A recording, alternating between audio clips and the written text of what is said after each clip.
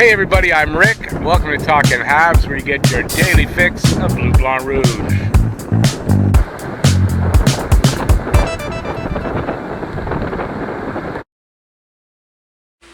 Hey everybody, so this is my top 10 concerns for the Montreal Canadiens going into training camp. There's a lot of question marks in a lot of different areas. The Habs didn't really address their main concerns. So these are my top 10 concerns. Let me know in the comment section what yours are.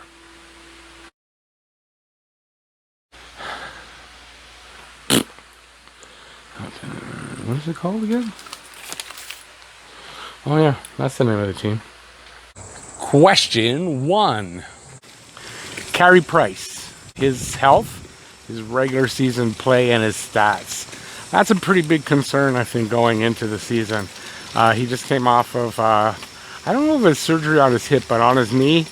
They basically cleaned out his knee. Everything looks good. And he will be ready for the beginning of the season. The start of the season. But it's still a concern, you know. He's 34, I believe now. His regular season play in the last few seasons hasn't been great, and it would have been a lot easier for Montreal to maybe make the playoffs last year, keep their spot not back in. Partly because of Carey Price's play, but also partly because of the defense. But still, going into the season or into training camp, you got to figure that his health and his play is a concern. So Carey Price being basically one of them, if not the most important player on the team, yeah, it's a big concern.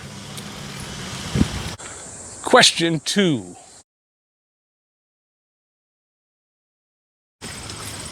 Jake Evans. Just like Carey Price, Jake Evans, for me, the concern is the health. He has had 4 major concussions in his career, not as a professional. I think he had 1 or 2 in his college days. So he's had these major concussions, and he's really young, and you figure that this is a problem because this could really affect either the longevity of his career. It could really shorten it. And considering that if he's going to be taking, say, number 3 center spot, we don't want him basically being knocked out by injury with a concussion or whatever it is, and then struggling to find a replacement. Even though they have depth at center in Paquette and in Matthew Perreault if need be. So, and Ryan Poehling as well. I keep forgetting about Ryan Poehling for some reason. But I think Jake Evans' health has to be a bit of a concern after all those concussions. He did play after receiving that concussion against Winnipeg. He did play, I think, against Vegas. I'm not sure if it was Vegas or he played against Tampa, but he did play again. So that's a good thing. But it's a concern. Question 3. Cap space.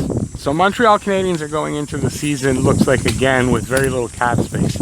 At the time I'm filming this, they have, I believe, $5.8 million in cap space, and that is on the LTIR money for Shea Weber. So they've already used a couple of million of that. So they still have, I believe, Ryan Poehling also to sign. So you got KK's contract and Ryan Poehling's contract.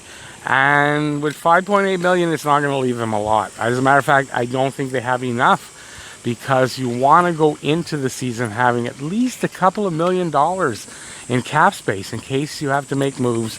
There's also bonus money. They have to have room for that. So it's one of the reasons why I think there's going to be some moves made still.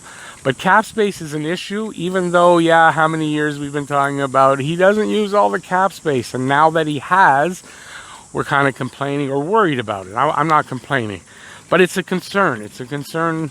That's why I kind of think somebody has to move that has a contract that is going to give them some kind of a cap relief, to help them. They got to go into the season with at least some money.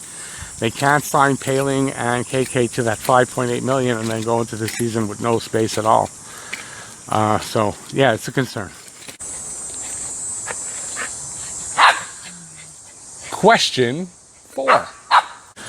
They still have not addressed the front line elite goal scorer, consistent goal scorer, right? They don't have that guy. As much as we hope Cole Caulfield will turn into that.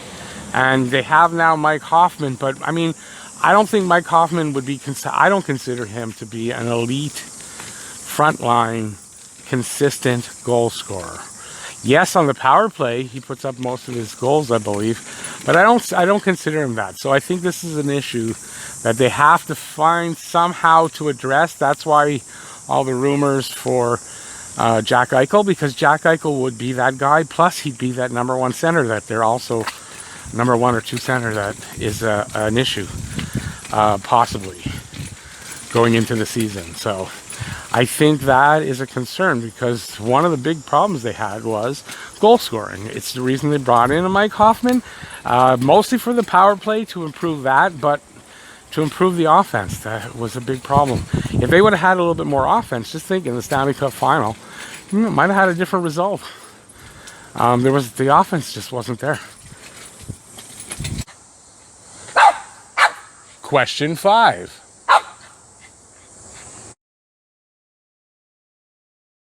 Puck-moving defensemen. So that's the other need that they didn't address so far in this offseason, is a puck mover on the back end.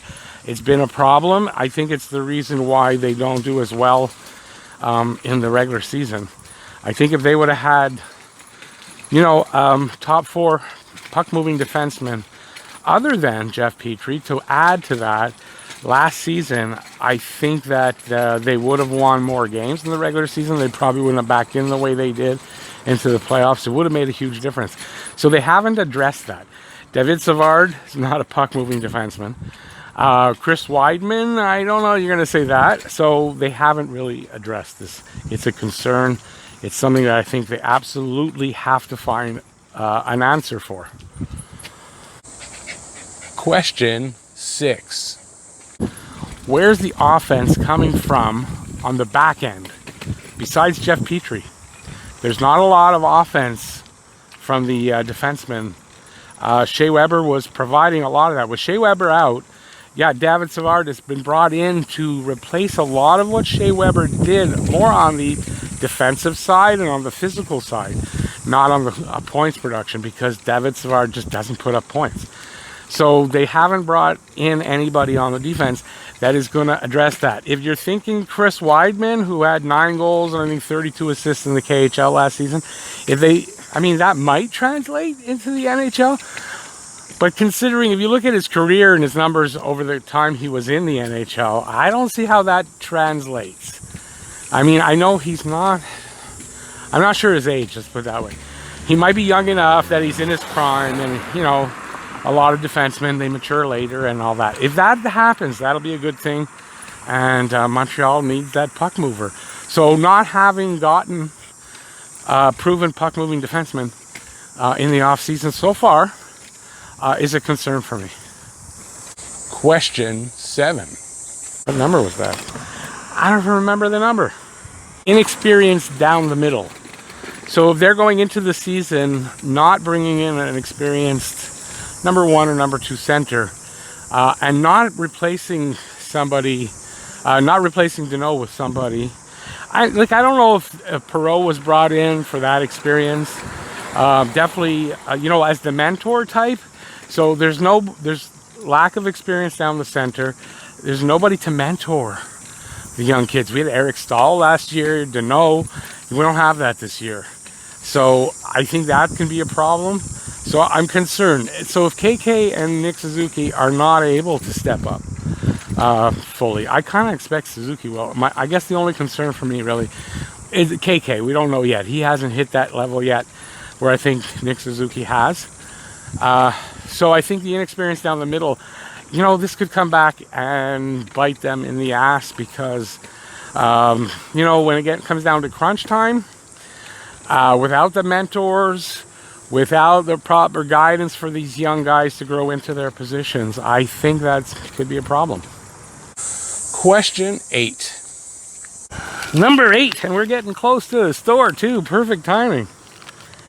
Number 8, and welcome to number 8. How does the team replace what Phil Deneau did. And that, by that I mean the shutdown role that he had and at the dot in the face-off circle. So this is going to be a problem going into the season. Nick Suzuki, not the greatest numbers in the dot. KK, all same thing. They have games when they're really good and they have games when they really aren't. Jake Evans, I think it's the same thing with him. So they're all young down the middle, and this could be a problem. How do you replace what Danault brought, right? Not only did he mentor those young kids, he was teaching them in the face-off circle as well, and we don't have that shutdown guy. We don't. So that's one thing. I don't know where they're replacing that from. I don't know if Jake Evans is going to be able to come close to even what Danault did in shutting down the opposition's line. I mean, Danault was not a Selke winner or even a top 3, but he was getting close, 5th and 6th, I think, in the last 2 seasons in the Selke voting. So it's going to be very difficult to replace that, and I worry about that shutdown role, and that's a concern for me going into the season.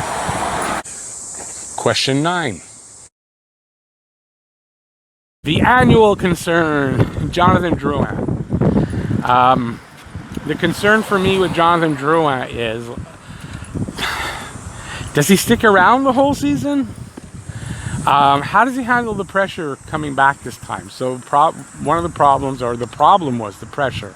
Being a local kid, Francophone kid, and the local media and the fans and the pressure. Now that is nothing to make laugh at or sneeze at. That's considerable. But how does he handle it coming back? Does he handle it better? Will he need another sabbatical? So I'm concerned that if you put a lot of responsibility and a lot of weight on success for next season on Jonathan Drouin, that's going to bite them in the ass. That's my concern about Drouin. Questions surround Drouin again. Woo! Question 10. KK's contract. How come KK hasn't been signed? Jesperi Kotkaniemi, for those of you who don't know KK. Jesperi Kotkaniemi, he's a free agent, a restricted free agent.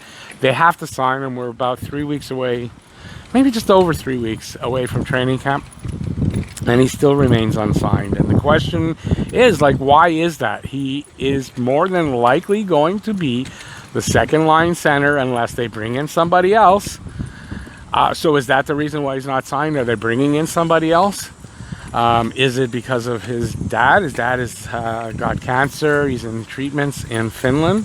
That could be, but I mean, he has an agent.